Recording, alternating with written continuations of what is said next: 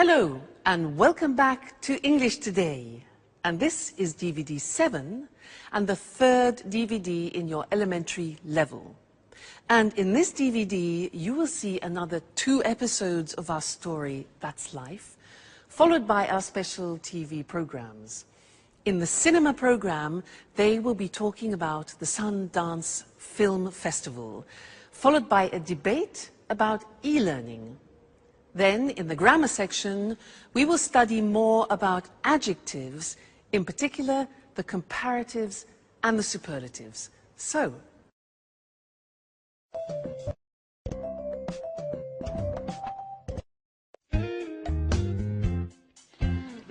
well, guys, why don't we go to the cinema tonight? That's a great idea. What's on? Well, there's the new film with Schwarzenegger. That should be good. You're joking, right? No, I'm not. What would you suggest? How about going to the disco? The disco. Are you crazy, Alice? That's not even music. That's simply noise. Come on, Peter. It's Saturday night. We have to do something special. Something exciting. And going dancing is surely more exciting than going to the cinema. I agree with Alice. Let's go dancing. What about a third choice? I guess Anne is right. Why don't we try to find a good compromise? Come on, guys. How boring and old-fashioned you are. And you are more frivolous than I am, Alice. Come on, guys. Don't argue now, please. Let's vote on it. Well, Alice and I want to go dancing. Peter and Anne don't. How about you, Sharon? I don't know. Well, the disco is probably more entertaining than the cinema. Great. Okay, guys. 3 against 2. Let's go dancing.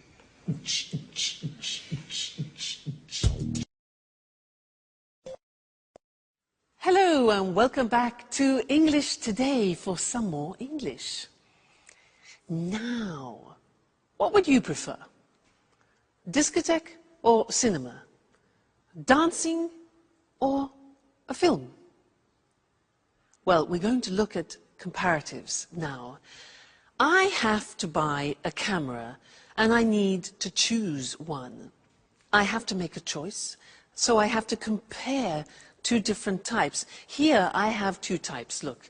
This one here and this one here. Now they're quite different. Listen to the language I use when I compare them, okay? Now, this camera is smaller than this one. This is really quite big. It's bigger than this. And it's also heavier, this camera, than this one. This is a light camera, so it's lighter than this model. Now this model looks more sophisticated and probably more artistic than this one. Whereas this one looks more practical, but maybe less complicated. What do you think? What else? Well, this is definitely more expensive than this one. This is probably cheaper, I think, because this has a big lens as well. So, I'm not sure. What do you think? I like the idea of a more sophisticated camera, but I think it's more expensive, so I think I'll have to go for the cheaper one, which is the digital one. I think I'll choose this. All right?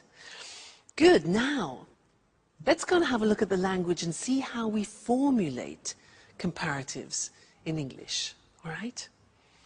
If you have a 1-syllable word, you remember 1-syllable words like cheap, small, hot, high, then to make the comparative, it's easy. We add ER to to the adjective. So cheap becomes cheaper. Small becomes smaller. Hot becomes hotter. Notice we double the T. High becomes higher. So some examples are the new model is lighter than the old model, or London is safer than New York. Today is hotter than yesterday. All right, so those are adjectives with one syllable. But what happens if you have adjectives with 3 syllables or more? Look at the examples. Interesting is an adjective with 3 syllables. Interesting, no, 4 syllables. So it becomes more interesting. You see what happens? We put more in front of the adjective. So more interesting. Difficult. How many syllables? Difficult, difficult. Okay, so it becomes more difficult. Therefore, the example we have next is the new model is more practical. Or London is more expensive than Madrid, for example. This test is more difficult than the last test. So you see, how we formulate the comparative depends on the adjective that we use. If it's a 1-syllable adjective, we add er, cheap, cheaper. If it's 3 syllables or more, we add more in front of the adjective, like more difficult. Okay? Now, we are going to go back to that slide where the girls are getting ready to go dancing. They use a lot of comparatives in the conversation. Listen carefully and try and recognize them. Okay? Great. See you next time.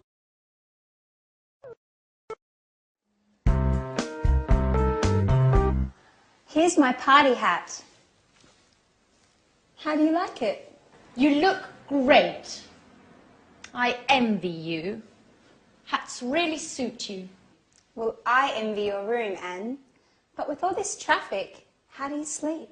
Oh, I'm used to it. Which disco are we going to? Paradise.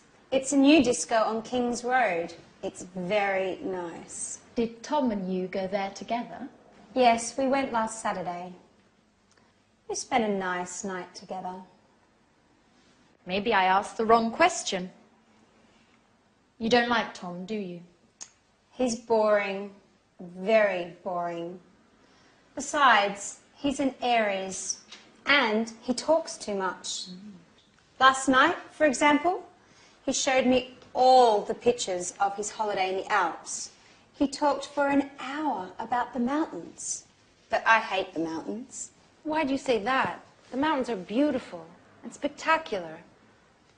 I prefer the beach. It's more relaxing and entertaining. Oh, I don't know.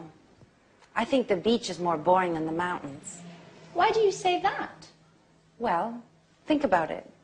Lying on the beach every day, it's much more interesting to be walking in the countryside. Yes. But it's usually colder in the mountains. I think the beach is also more romantic. Girls, stop talking nonsense. How do I look? You look very pretty, Alice. Thanks, Sharon, but you look better than me. No, how can you say that? You're much more tan than I am. Yes, but you are in better shape. And me? How do I look? You are very pretty too, Anne. I'm sure I'm not nearly as beautiful as you. Come on, guys. Stop making stupid comparisons. Let's just say that we're all different. Hey, girls. Okay, are you ready? I need your advice. Which shirt is better according to you? The red one, it's much better than the blue one for a disco night.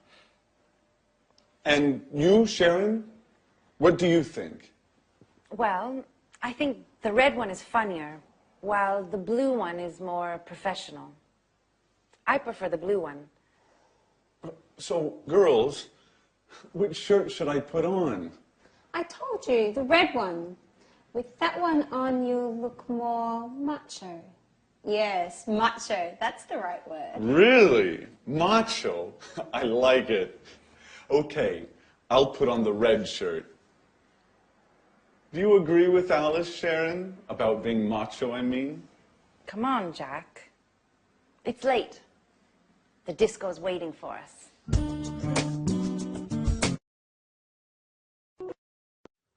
Hello again, and welcome back. I want to continue talking about comparatives in this lesson because last time we talked about how we compare with adjectives with one syllable and 3 syllables and more. Remember, we said hotter than, but more difficult than. So what happens if we have adjectives with only 2 syllables? For example, like heavy or easy. Well, we say heavier and easier, but the spelling changes. And that's what I want to show you on the screen now, because the Y at the end of easy and heavy disappears. Look. Happy is an example with an adjective with 2 syllables ending in Y. Happy becomes happier. Take out the Y, put in I-E-R, okay? Then funny, funnier, and easy, as we said before, easier. Heavy again, another example, heavier. Okay, so be careful. Remember that the Y becomes an I. Some examples. I'm happier than you. His joke was funnier than mine. English is easier than Russian. All right? So that's important to remember. But that's not all. There are some real exceptions, as always, in the English language, also in the comparative form. And that's what I want to look at with you now. It's very important. The question is, what is the comparative of good? The comparative is completely different. It's better. So you would say, this camera is better than that camera. All right, so good becomes better. What about bad? Again, it's completely different. Bad becomes worse. Today's weather is worse than yesterday's, okay?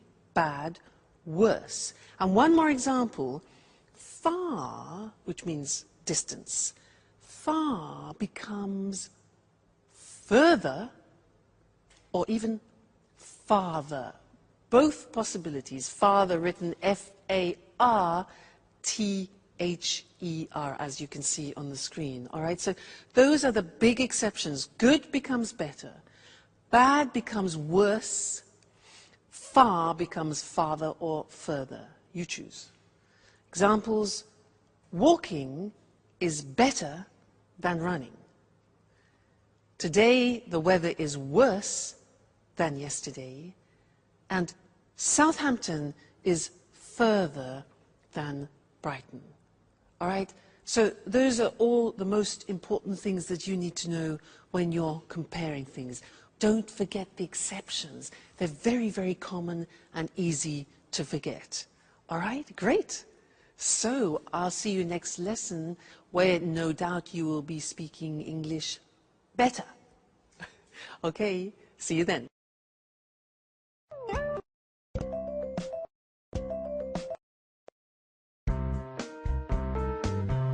So, Tom, which do you think is the best? I think Prague is the most interesting. Are you sure? I think Vienna is more exciting than Prague. Yes, but it's certainly the most expensive tour. It doesn't matter. My father is going to pay for everything. And what about Madrid? I think it's probably the most exciting. Why do you say that? Well, the nightlife. I'm sure there are a lot of discos. That's true. But it is certainly the hottest city. You're a good friend, Tom, but you are so boring. I don't really care about the weather. I just want to enjoy myself. This trip is my father's birthday present to me. I want to go to Europe's most interesting city, but also the most special and the most entertaining one. I see. Well, I think all three are interesting cities. Hi guys. What are you doing?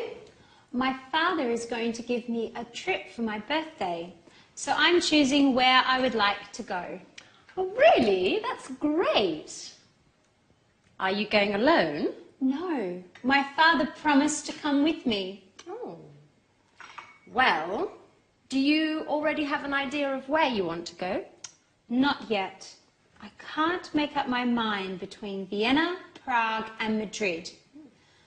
Tom was making some precious suggestions. But she isn't taking my advice, as usual. Well, I think Prague is probably the oldest city, but Vienna is the most interesting one. There are a lot of important meetings in Vienna. Oh, and lots of museums too. Well, Madrid also has a lot of museums. Do you agree with that?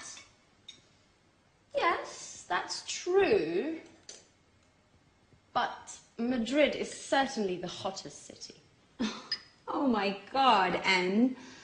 You are like Tom. You both talk nonsense. I think you two should go out together. I think you would get on well. Alice, what are you talking about? You're joking, right? Well, not really. I think Tom is perfect for you, Anne. Come on, Alice. Stop being foolish. You're embarrassing us. Really? There's no need to be ashamed. Listen, I'm going to leave you two alone now, so you can get to know each other better. Bye.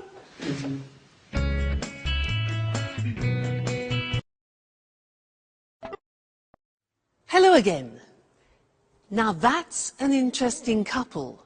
Tom, who is an obsessive museum goer, Anne, who is an obsessive cleaner. Put them together, and what have you got? The cleanest museum in the world. Now, the cleanest is an example of the grammar form of the superlative, and that's what I want to look at with you now. I want to give you some examples, so listen carefully to what I say. All right? Good. So, good morning, ladies and gentlemen. Are you having problems opening your bottles? Well, I have the solution for you. Here it is. A revolutionary bottle opener. This is a bottle opener. Have you been using these old models like this and been having problems? Well, this is the most intelligent and the most revolutionary bottle that you can find. Bottle opener, it's called, okay? So, how does it work? You take your bottle of wine. You open it up like this. You open it here. You put it on the top of the bottle, like that, over the cork. Then, in this position, you see, hold it strong. Take the lever like this, and you pull over like that. Okay? Takes a little bit of effort, but not like that one. Then, you push it back, and what happens? Bingo! Out comes the cork. Then, the same action, hold it tight, pull it over, the cork comes out, and we are ready to drink.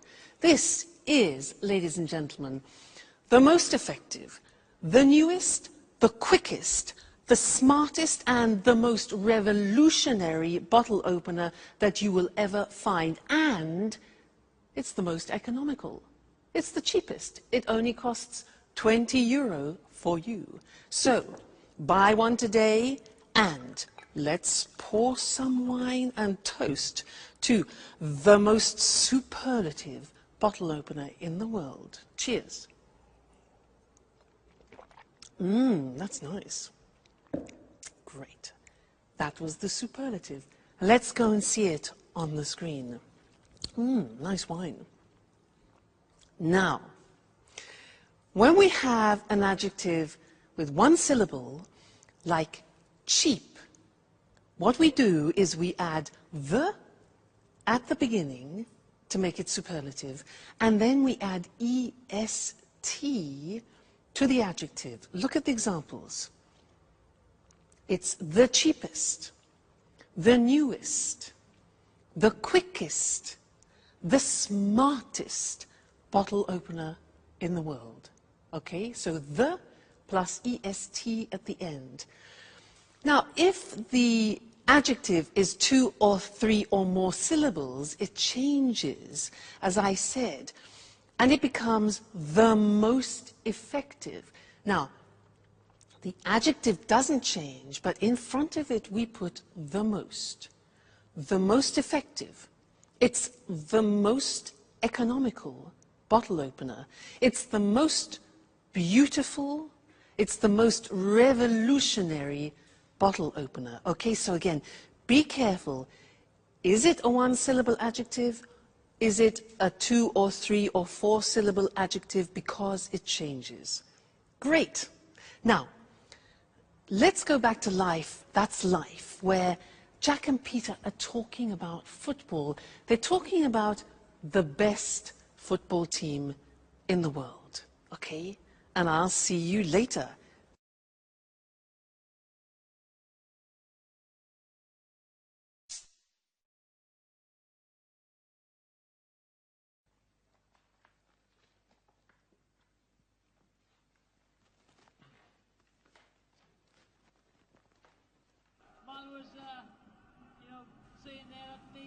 Hey, Peter. Did you see the match yesterday evening? Which match? Which match? Ajax versus Juventus. Those teams are boring. Excuse me. Excuse me.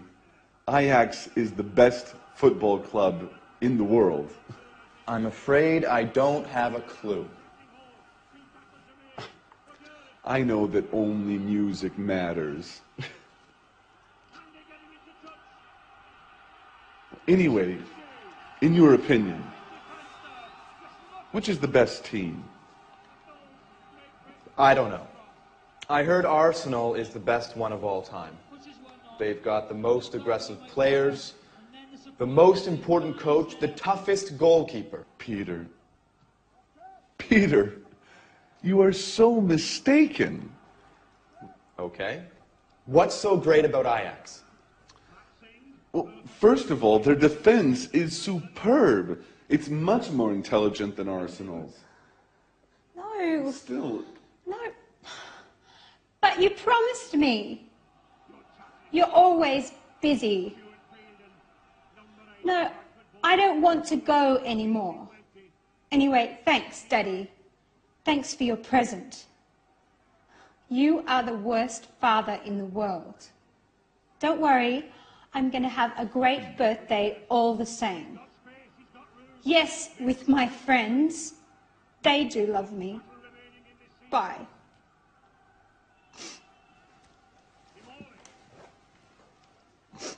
Is everything okay, Alice?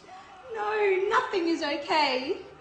My father keeps on being the same. Oh, come on, Alice. Don't cry, please. Tell us what happened. Well, you know, I told you my father decided to give me a trip for my birthday. Well, he promised to come with me. And just now, he told me that he can't anymore because he has some important work to do, as usual. Oh, don't be angry with him. Even if he has something important to do, you can leave for your trip anyways. No, I don't want to go anymore. Well, don't worry, Alice. We are going to give a big party for you. Isn't that true, guys? Absolutely. Yes, of course. You are the most brilliant, the smartest, and the funniest roommate we've ever had. Even if sometimes you are a bit lazy. You need a special party. Thanks a lot. You are the best friends in the world.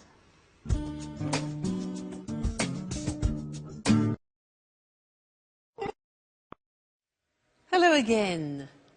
Now, you know, Mr. Monkey reminds me of Jack. He's obsessed with football, but he's very sweet. Did you hear what he said to Alice? He said, "You're the most brilliant roommate we've ever had." That's really sweet. And did you hear them talking about football? Well, I don't know what you thought. They said, this was Jack, he said, "Ajax is the best football team in the world." Debatable. Alice said her father was the worst father. And Jack then said, "You are the funniest roommate that I have ever had." And so these are all examples of exceptions in the superlative form. I want to go to the screen now and look at those because they're not that easy. So, look at the first example. With adjectives ending in Y, we remove the Y as we've learnt before, and we add I-E-S-T. So, funny becomes the funniest. Easy becomes the easiest. So the examples are, "You're the funniest roommate I have ever had," for example. Or Naples is the noisiest city in Italy. Or it's the happiest day. All right, so those are two-syllable adjectives ending in Y. Now look at the exceptions. Remember, we have already learned that good, bad, and far are exceptions in the comparative. Well, look at the superlative. Good in the superlative becomes the best.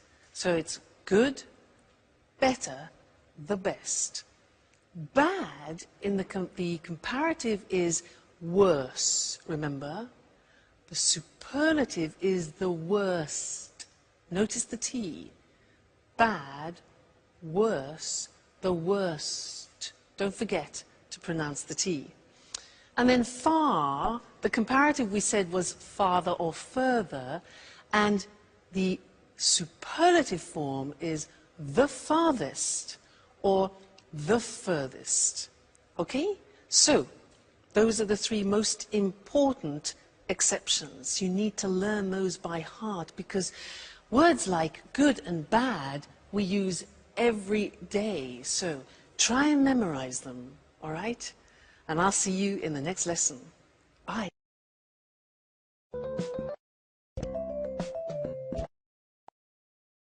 Good morning, good morning. Welcome to this week's edition of Talk Cinema.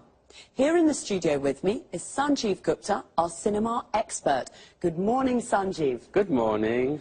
Well, Sanjeev, what are you talking about today? Today I want to talk about the Sundance Film Festival. Sounds interesting.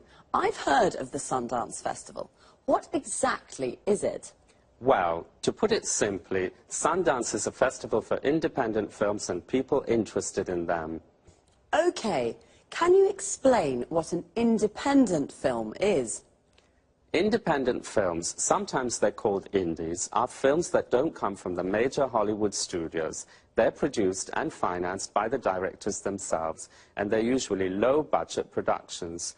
But of course, this doesn't mean that they're appreciated less than normal commercial films. Of course, independent films can be very interesting, and often they deal with contemporary issues. Exactly. You can't compare independent films with Hollywood blockbusters. They're two completely different things. Well, Hollywood films are more spectacular. They're usually high-budget productions, and the money comes from the Hollywood studios, not from the directors. There's more money to spend, so they can feature famous stars. There's another important difference here. Hollywood movies are distributed throughout the world. That's how they make so much money at the box office. Right, Sanjeev? Right, Lucy. On the other hand, independent films generally win the praise of cinema critics, but make less money at the box office. OK, let's go back to the Sundance Film Festival. Well, this festival has nothing in common with the Oscars night in Los Angeles, but it is the most important film festival in the world for independent films. It's important because it promotes the work of many young directors. When did the festival start? Robert Redford organized the first festival 25 years ago. The festival takes its name from Sundance Kid, the character Robert Redford plays in the film Butch Cassidy and the Sundance Kid. Today, the Sundance is divided into two sections. The main section is called the American Competition and is for American films and documentaries. The second section is the World Cinema Competition. This is for all other films. You know, Sundance is great fun. In addition to the films, there are parties and concerts and also special meetings for film students. Well, the Sundance Festival sounds fun. It's smaller and younger than other film festivals. There aren't lots of Hollywood stars. The awards aren't as prestigious as the Oscars. But it's an important festival. Right, Sanjeev? Right, and don't forget, it's great fun. OK, thank you, Sanjeev. And goodbye. Goodbye. Goodbye, and see you next week for another edition of Talk. So, the Sundance Festival takes its name from the Sundance Kid, the character that Robert Redford plays. A character is a person in a film. And we say that an actor plays a character. And let's have a look at some of the vocabulary and expressions we use to talk about films. There are independent films and Hollywood blockbusters. First of all, what is an independent film? It's a low-budget production that is not produced or financed by a major Hollywood studio. Major means big and important. A low-budget production is a film made with little money. And what's a Hollywood blockbuster? It's a high-budget production that is produced and financed by a major Hollywood studio. A high-budget production is a film made with lots of money. To produce a film means to make a film, and to finance a film means to find the money to make a film. We say a film is produced by and financed by someone. So, an independent film is usually produced and financed by the director of the film. The director is the person responsible for making a film. He or she directs the actors and decides how to tell the story of the film. Independent films are sometimes called indies, which comes from the word independent. Because Hollywood blockbusters are high-budget productions, they can feature famous stars.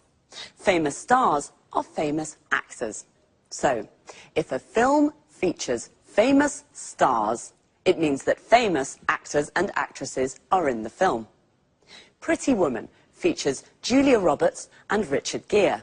We say Hollywood blockbusters are commercial films. This means they are easy to watch and easy to sell. They're made with the purpose of making money. All right, cinema lovers, that's it for now. Bye, and see you.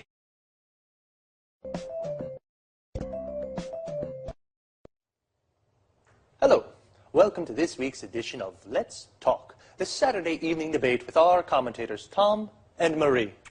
Good evening. Tonight I'd like to hear your thoughts about e-learning. You know, when I was a teenager, I hated school and studying. As you can imagine, my exam results weren't very good, so I couldn't go to university. Now, I'd like to study philosophy, and I'm thinking of taking a distance learning course using my computer and the internet. Well, e-learning.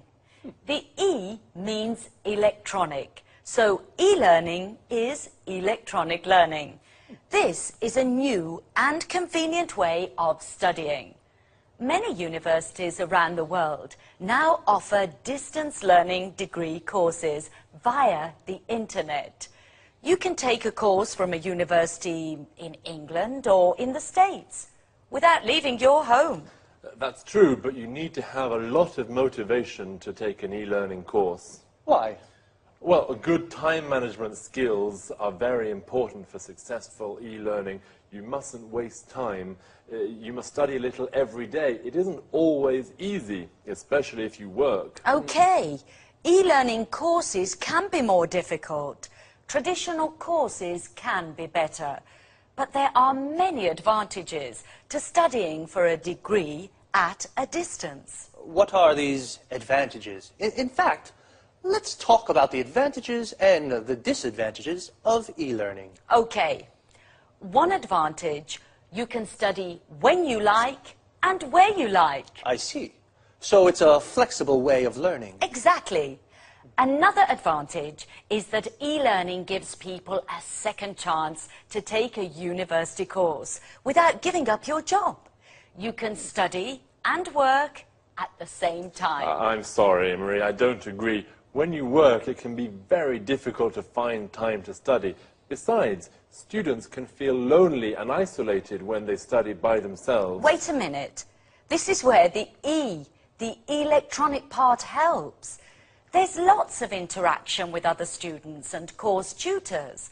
Some courses use virtual classrooms to teach small groups. You can see your tutor and other students on your computer screen. You can talk with them and use text chat or email and discussion forums too. Today, most courses include study skills information on how to study well at a distance. Okay, but some course materials can be really boring, just like reading books online. And some e-tutors are very inexperienced and don't know how to teach in this new way. And remember that dropout rates are high for e-learning courses. Yes, I agree with some of what you say, but good multimedia course materials can be very stimulating as they use audio, images, and text together to teach. Okay, I see that you both have strong opinions on this topic. This discussion is very interesting, but I'm afraid we've run out of time. So, e-learning, the new independent way of studying with advantages and disadvantages. My philosophy course? I'll have to think. So, goodbye to our commentators, Marie and Tom. Goodbye. Goodbye. And goodbye to you. And see you next time on our discussion group. Well, I'd like to take an e-learning course, but I'm not sure that I have the motivation I need. Notice how we say to take a course. For example, to take an English course means to study English. To take a distance learning course means to study from home. If I take an e-learning course, I can study at home and send my work to my course tutor via internet.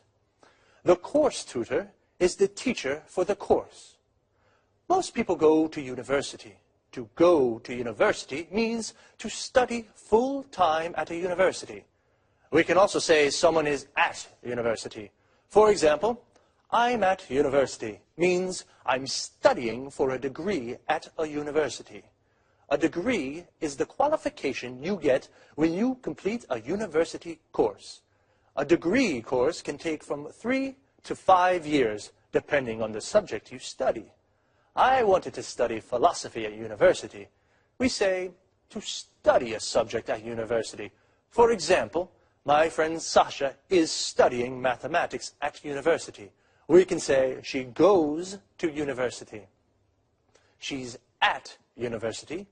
She's studying mathematics at university. She's taking a mathematics degree at university. We can also say she's studying for a degree in mathematics. Notice we can say either a mathematics degree or a degree in mathematics. With e-learning courses, people study for a degree at a distance. This means they study at home. They don't go to the university to study. But Tom said the dropout rates for these courses are high. The dropout rates is the number of people who don't finish the course. The verb to drop out means to not finish a course.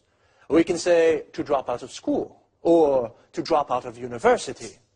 Okay, well, study hard, and I'll see you on Saturday for another edition of Let's Talk.